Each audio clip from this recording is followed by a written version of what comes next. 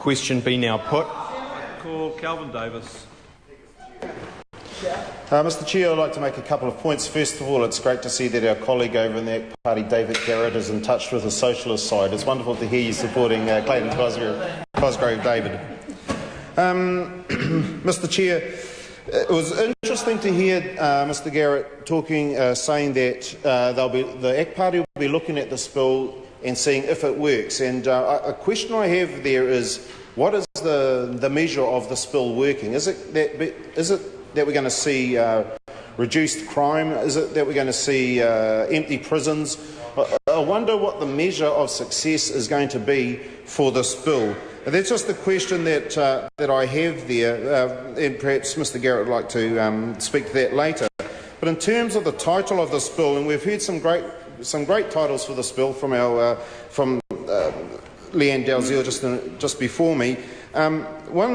One new title could be the Sentencing Increased Bureaucracy Bill, because what we've heard is that it's actually going to take probably more effort and more time and more money to actually collect this $50 levy than if it wasn't in place. It could be perhaps the Undervalue Victims Bill, because if we look at the murder victim, his family or his or her family will receive $50 from this levy, just like the jaywalker will have to pay $50 through this levy, just like the person with the speeding or drink driving offence will have to pay $50.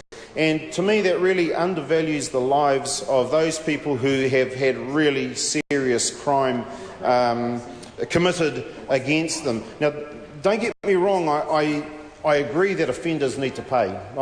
I believe that. I just think that there's probably a better way that offenders could be made to pay, and I just don't think that this $50 levy is really equitable in that, like I say, a jaywalker will have to pay $50, triple X murderer will have to pay $50, and only have to pay the $50 once, not the $50 for each of his victims if he is a triple X murderer.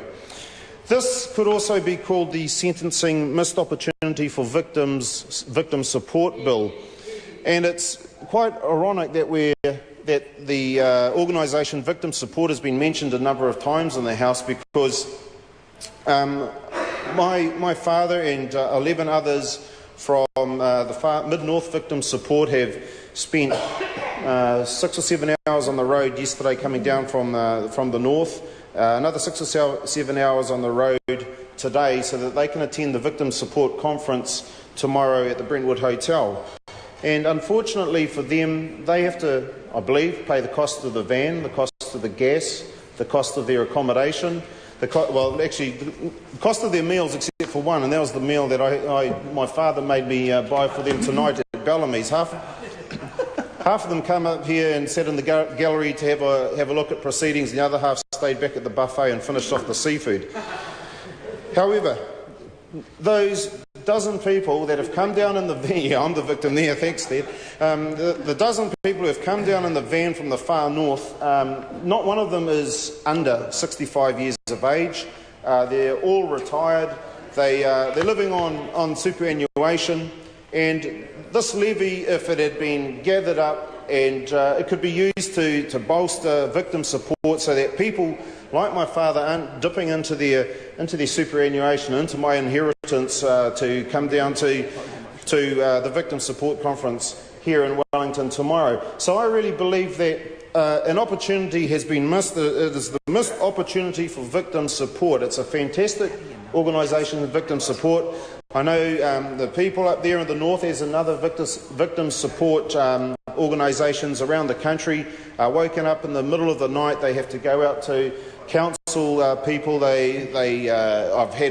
My father's had people come to our place and to be comforted and consoled after they've been the victim of some sort of crime or incident, and there is a huge cost to these people who are, like I say, are just about all over the age of 65. You know, we could have used this fund to support a bit of a bringing in younger people into victim support and training them up and getting them accustomed to to what victim support counsellors do. So, as I say, it could have been a good...